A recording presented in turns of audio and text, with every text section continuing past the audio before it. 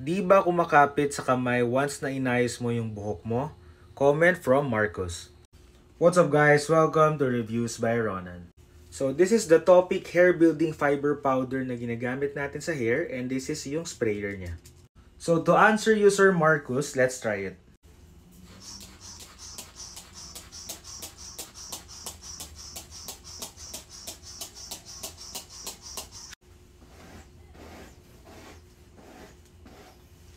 So yan, natakpan na yung mga thin hair natin. And for example, nasa labas ka, medyo nagulo yung buhok mo, gusto mo ayusin.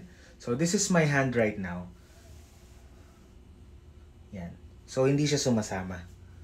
The only time na sasama lang siya kapag medyo basa or pawis yung hair mo nandito. That's the only time na sasama siya. So sample, magbabasa ako. Yan.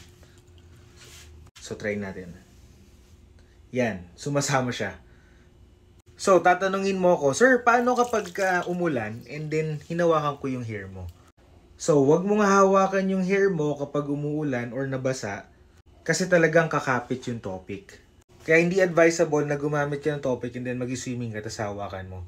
Pero kapag nabasa siya tapos hindi mo na hinawakan, hindi siya matatanggal. So, mag-i-stay lang siya dyan hanggang matuyo yung buhok mo.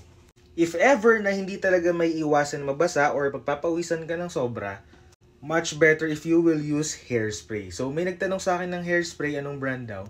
Actually, kasi hindi pa ako gumagamit right now. So, talagang hinahayaan ko lang siya. So, lagi ko na lang siyang dinadala.